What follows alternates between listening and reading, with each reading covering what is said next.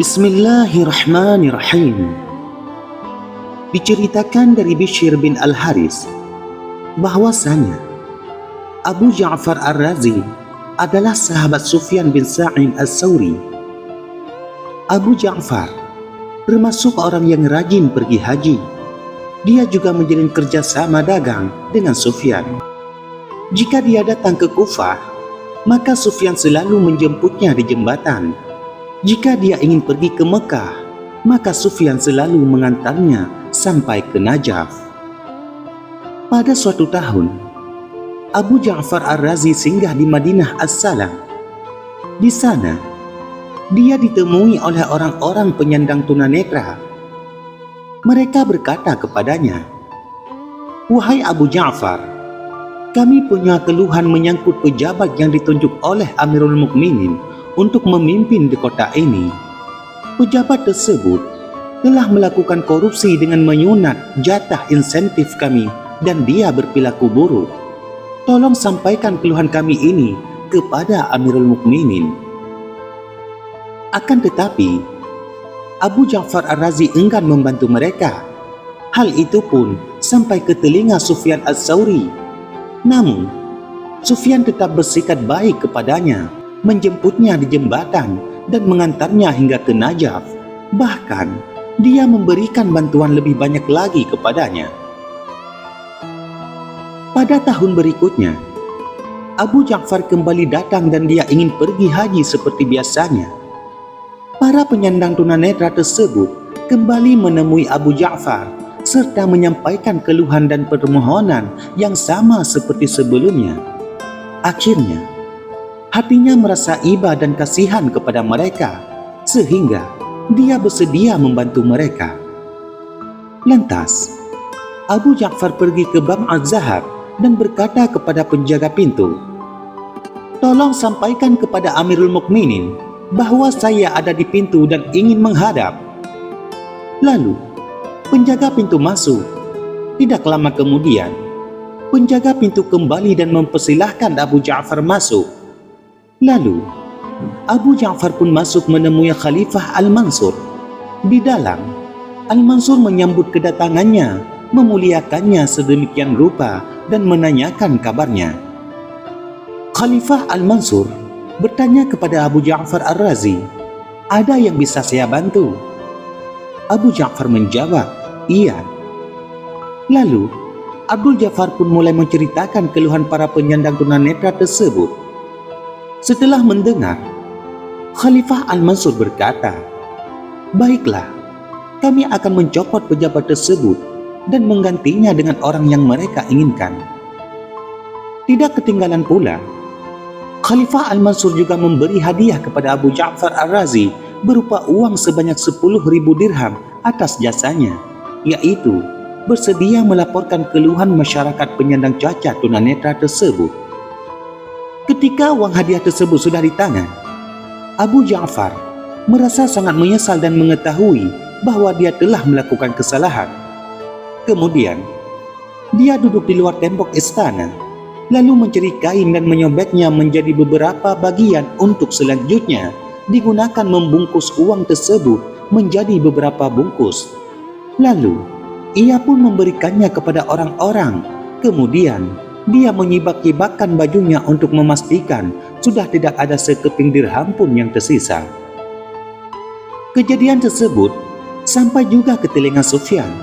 Oleh karena itu, ketika Abu Ja'far memasuki Kufah, Sufyan enggan menjemputnya dan memilih untuk menghilang. Abu Ja'far pun mencari-carinya, namun tidak berhasil menemukannya. Dia bertanya ke sana kemari, tapi tidak ada yang bisa menunjukkan kepada dirinya di mana Sufyan As-Sawri berada. Kemudian, ada salah satu kawan Sufyan merasa kasihan kepada Abu Ja'far dan berkata kepadanya, "Apakah engkau ada keperluan?" Abu Ja'far menjawab, "Iya." "Kalau begitu, tulislah surat, nanti akan saya sampaikan kepada Sufyan," kata orang tersebut. Lalu, Abu Ja'far menulis sepucuk surat dan menyerahkannya kepada orang tersebut. Kemudian, orang itu membawa surat tersebut dan menyerahkannya kepada Sufyan. Dia bercerita, kemudian saya pergi mencari Sufyan Ats-Tsauri. Ternyata waktu itu dia sedang berada di sebuah bilik sambil merebahkan diri menghadap ke arah kiblat. Setelah mengucapkan salam, surat tersebut saya perlihatkan kepadanya. Sufyan Ats-Tsauri, apa itu? Aku menjawab, surat Abu Ja'far Ar-Razi. Lalu ia berkata, tolong bacakan. Setelah saya membacakan surat itu, Sufyan lantas berkata, tolong tuliskan balasannya di balik surat tersebut. Lalu saya menulis basmalah lebih dulu, kemudian berkata kepadanya, apa yang harus saya tulis?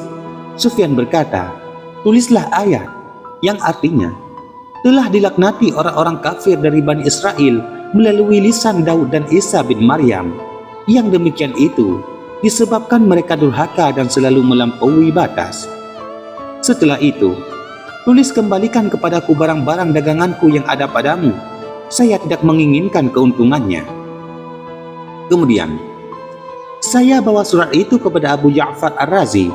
Waktu itu, Kufah ramai sekali dipenuhi dengan kerumunan orang. Lalu, mereka memperhatikan surat tersebut dan sepakat untuk memperlihatkannya kepada Ibnu Abi Layla.